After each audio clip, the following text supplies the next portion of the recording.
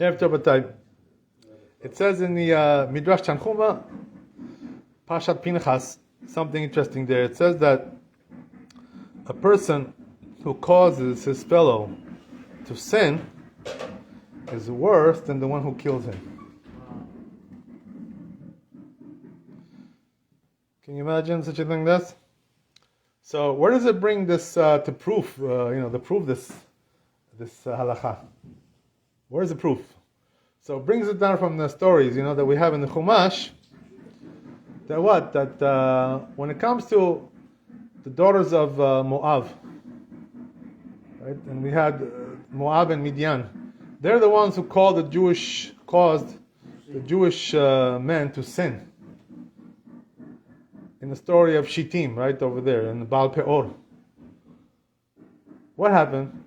There's a story like this, brought down, that the reason how they caused them to sin was that they set up, these shops, these shopping malls, whatever, So they wanted to sell, merchandise to the Jews. That was the idea, but there was also like a trick there, guile, By the way, who taught them to do this trick? Who was the one? Bilam. He was the one who gave the advice, for them to do this. Bilam. He said, if you do this, you'll be able to knock them out. I can't curse them. You know what I mean? I can't do that. Hashem doesn't allow me to curse them. But if you cause them to sin, then the curse will automatically come. Clara will come. So what happened? Right? He told them like this, so set up these shops. And what's going to be, what they did was that outside, there was outside the shop, duchan, duchan a little bit there. So there was over there an old lady, sitting there. And he would see the Jewish guy, coming in to do some shopping there.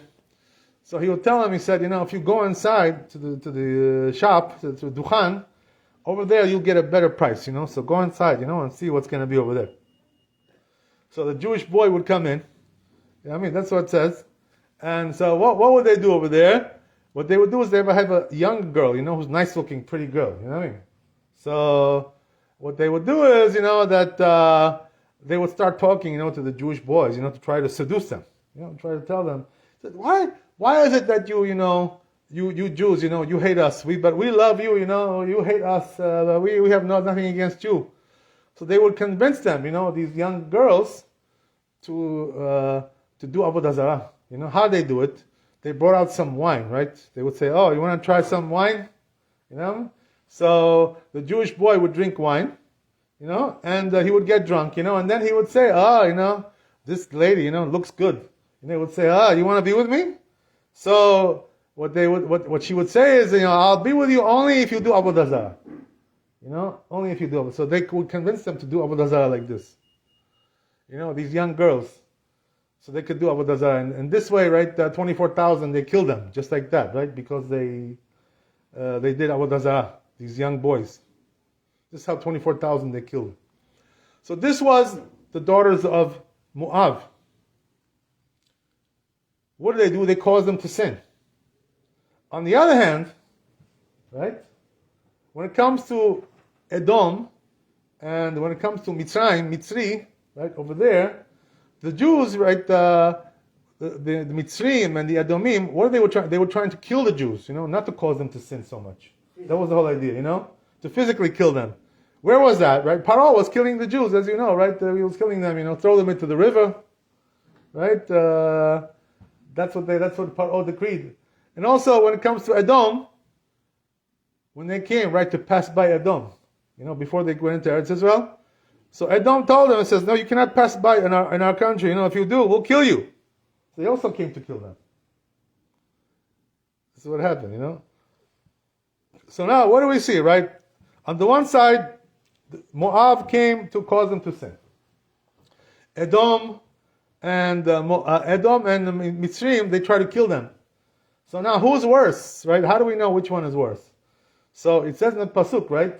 That when it comes to daughters, when it comes to Moavi, you're not allowed to allow them to marry into the Kahal, right? Forever. Le'olam. Forever, they cannot come in forever.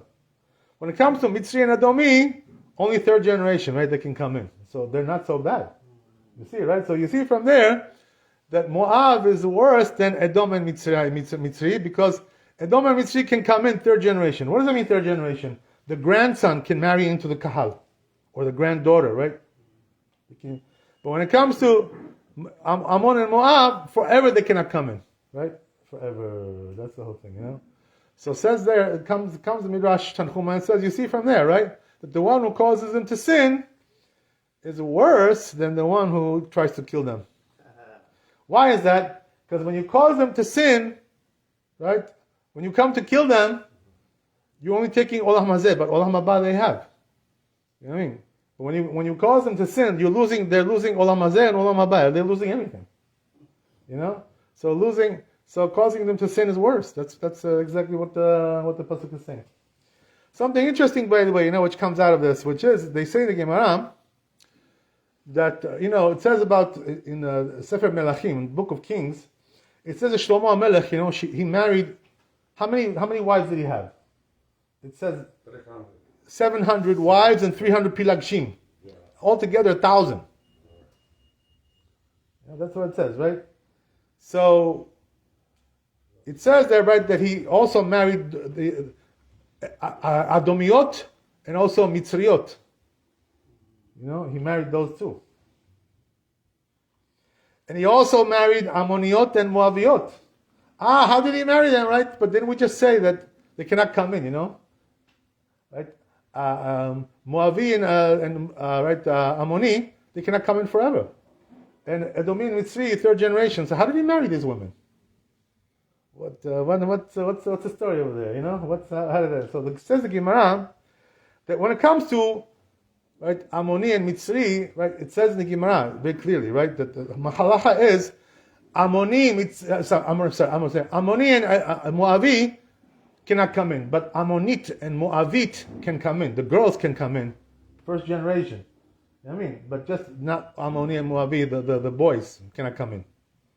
So that's why he was able to marry Ammonit and Moavit, because they're girls.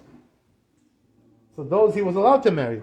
But what about what about Mitzrit and Adomit? Right? So there, according to Halakha Bemet, right, it doesn't matter whether it's the girls or the boys. It's the same. Not allowed to marry them until the third generation. So how do you marry them? Right, these ladies, Shlomo Melech. So say the Chazal, that there was a machloket between him and the Chachamim of that generation, right? Shlomo Melech held that, right, when it comes to Adomi and Mitzri, right, even them, the girls are allowed, first generation. But the rabbis told him, he said, no, you're not right. They argue with him. They said, you're not right. Doesn't matter whether it's the girls or the boys. They cannot come in until the third generation. But Shlomo held that they could. So there was machloket, between Shlomo and the Chachamim of that generation, right? That's why Shlomo took them, but the Chachamim told him, said, no, you're not allowed to do that. I'm sorry, It's not allowed. So this is the reason why they did what they did, right? When it comes to taking these women. So what's really the bemet halacha, right? The halacha is like the Chachamim, not like Shlomo.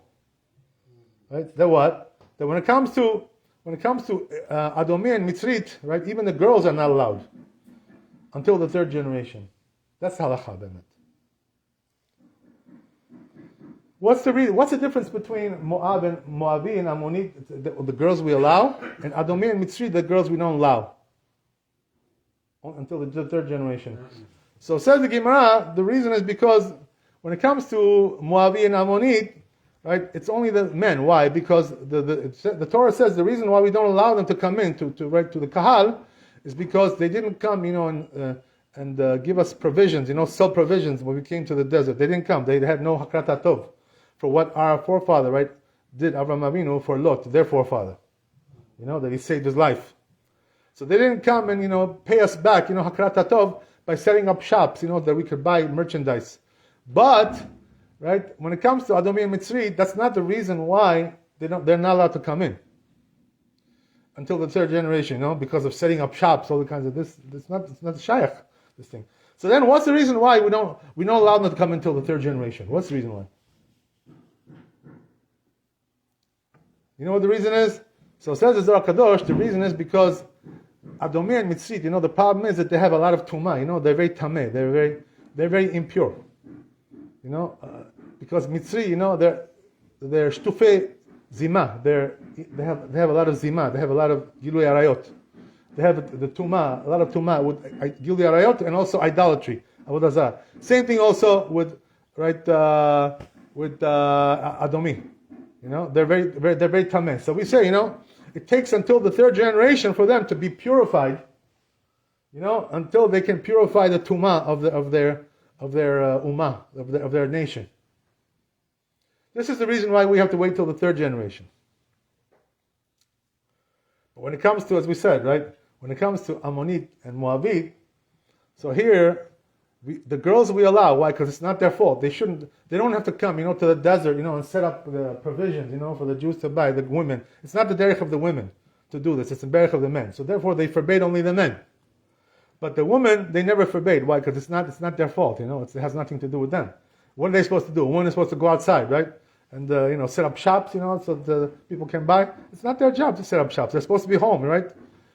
Kol kvud bad melech prima. That's what it says, right? That the woman is supposed to be at home. They're not supposed to be going out in the street, street woman.